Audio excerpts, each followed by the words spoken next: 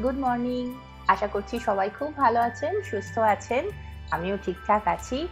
ঘড়িতে তো দেখালাম এখন ৫টাও বাজেনি, কিন্তু আমাকে এর মধ্যেই খুব তাড়াতাড়ি ওদের স্কুলের টিফিনটা বানিয়ে নিতে হবে। কারণ ৫টা ৫:১০-এর মধ্যে ওদেরকেও তুলে দিতে হবে, ওরা খাবে, ৬:৩০টায় বাস। তো চলুন চটপট আমি ওদের স্কুল টিফিনটা বানিয়ে নিই। আজকে একদম ঘরোয়া জিনিসপত্র দিয়ে বানাবো, কিন্তু নামটা একটু ফ্যান্সি দেবো। তো আজকে বানাচ্ছি হচ্ছে চিজ ট্যাকো। তো তার জন্য আমি এখানে ফ্রাই প্যানের মধ্যে সাদা তেল দিয়েছি, আর এখানে ডিমটা গুলে দিয়ে দিলাম অমলেটের মতো করে। আর কালকে রাত্রের যে রুটিটা ছিল সেই রুটিটা আমি ওই ডিমের ওপরে দেব, তারপর রোলের মতো করে আমি এটাকে উল্টে পাল্টে খুব ভালো করে ভেজে নেব। একটু সাদা তেল দিয়ে দেব রুটিটার ওপরে।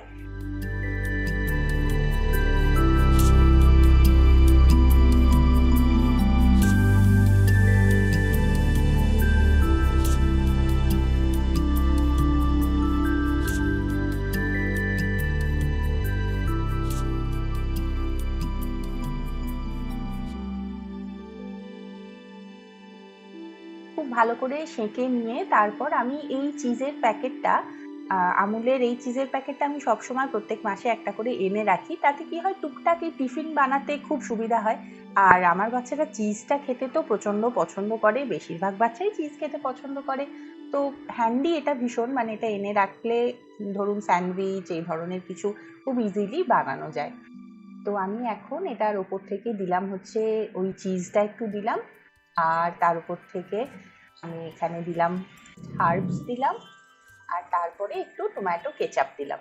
নিয়ে এবারে এটাকে ফোল্ড করে ট্যাকোর শেপ যেরকম আসে সেরকম করে খুব ভালো করে আমি একদম সেঁকে নেব।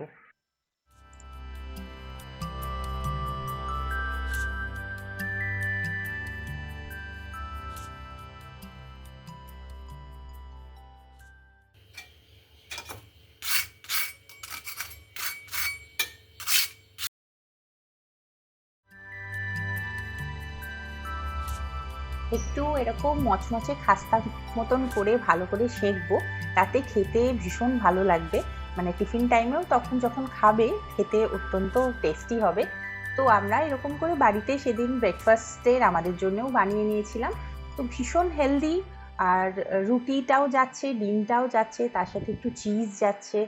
তো সব মিলিয়ে এটা কিন্তু একটা হোলসাম ব্রেকফাস্ট হতে পারে, ইভিনিং স্ন্যাক্স হতে পারে। বাচ্চাদের টিফিন হিসেবে দিলে তো মানে একদম খুশি খুশি টিফিনটা শেষ করে চলে আসবে। তো খুব খেতে ভালো হয়, অবশ্যই ট্রাই করে দেখবেন।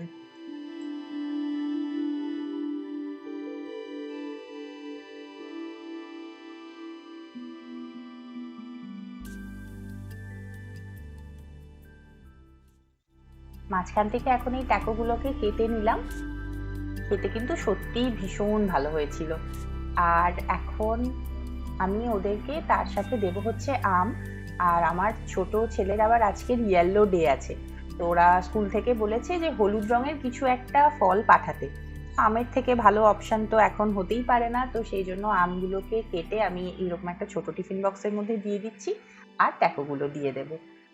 আর আমি এরকম চিজের প্যাকেট, তারপর মিক্সড হার্বস এই ধরনের জিনিসগুলো একটু কিনে স্টকে রাখি। তাতে কি হয়, টুকটাক এই স্ন্যাক্স ব্রেকফাস্ট এই ধরনের জিনিসগুলো বানাতে খুব সুবিধা হয়, আর বাচ্চারাও খেতে পছন্দ করে।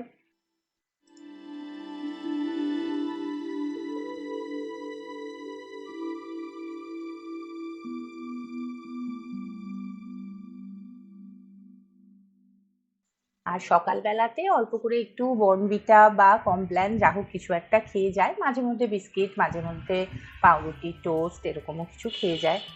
তো চলুন এখন ওরা আস্তে আস্তে বেরোচ্ছে, ওদেরকে রওনা করে দিই, তারপরে আবার আপনাদের সাথে গল্প করছি।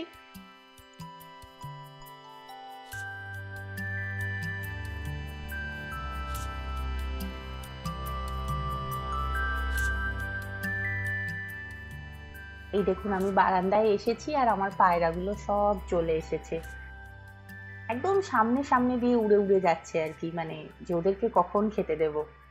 এই যে ওরা যাচ্ছে স্কুল।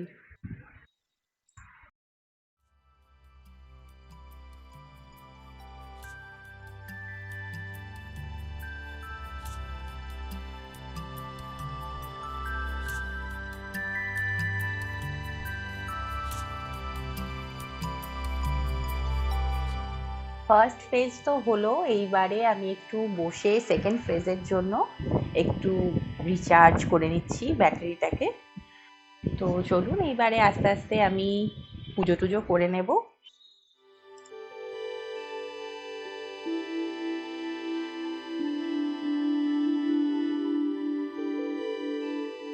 আপনারা ভাবছেন না যে আপনাদেরকে কেন আমি ঝাঁটাটা দেখাচ্ছি, তো একদম রাগ করবেন না, অতিরঞ্জিত মনে করবেন না, কিছুই ভাববেন না। আসলে এই ঝাঁটাটা দেখানোর পিছনে একটা বিশেষ কারণ আছে।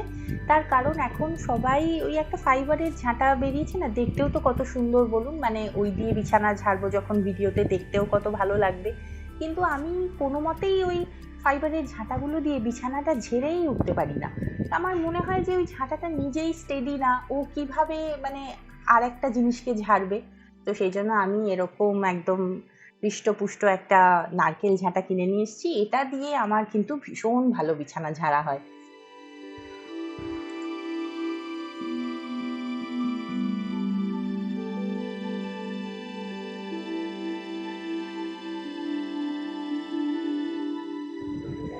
আজকের এই ভাজাটা করলাম, এটা ওই উচ্ছে, তারপরে কুমড়ো, তার সাথে একটু বেগুন, একটু পেঁয়াজ এসব দিয়ে ভাজলাম। এই ভাজাটা গরম ভাতে খেতে খুব ভালো লাগে।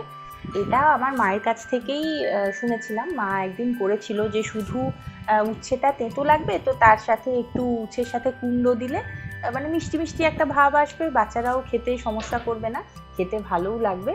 তো সেই জন্য এভাবে ভাজলাম। আগেও ভেজেছি, এটা খেতে সত্যিই খুব ভালো লাগে। আর এবারে চটজলদি একটা মাছের ঝোল করে নেব আলু পটল দিয়ে, এই পেঁয়াজ দিয়ে, আর এমনি রেগুলার যা মশলা দিই, হলুদ দেবো, নুন দেবো, আর একটু ধনে গুঁড়ো দেবো, জিরেটা ব্যবহার করব না আজকে। তো সেইটা দিয়ে ভালো করে কষে জল দিয়ে মাছগুলো ছেড়ে দেবো। আর মাছের ঝোলে দেবো একটু ধনে পাতা। ধনে পাতা দিলে তো মাছের ঝোলের গন্ধটাই তো ভীষণ সুন্দর হয়ে যায়।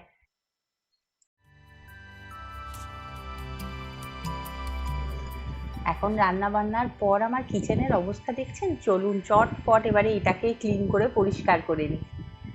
আর আজকে যেহেতু মাছ হয়েছে, চারিদিকে পুরো তেল, তো আজকে তো একটু মানে লিকুইড যে আছে সাবানটা আমার, সেইটা দিয়ে পরিষ্কার করে নেব। এরকম স্পঞ্জের সাহায্যে আমি একটু করে নিই, তাতে কি হয় এই যে গ্যাস স্টোভটা আছে এটার মধ্যে স্ক্র্যাচেস আসে না।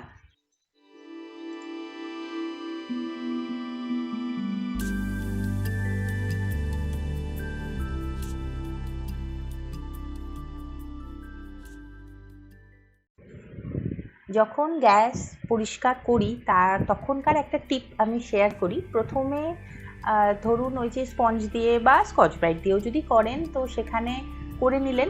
এবারে তারপরে একটা শুকনো কাপড় দিয়ে মুছে নেবেন আগে, তারপর একটা ভিজে কাপড় দিয়ে মুছবেন, দেখবেন অনেক ফাস্ট হয়ে গেল। আর এখানে এখন আমি আমার ছোট ছেলের জামা কাপড়গুলো গোছাচ্ছি। এরকম একটা বালতি ব্যাগের মধ্যে আমি ওর জামা কাপড়গুলো গুছিয়ে রাখি, তাতে কি হয় ও ভীষণ ইজিলি ওর জামা কাপড়গুলো পেয়ে যায়।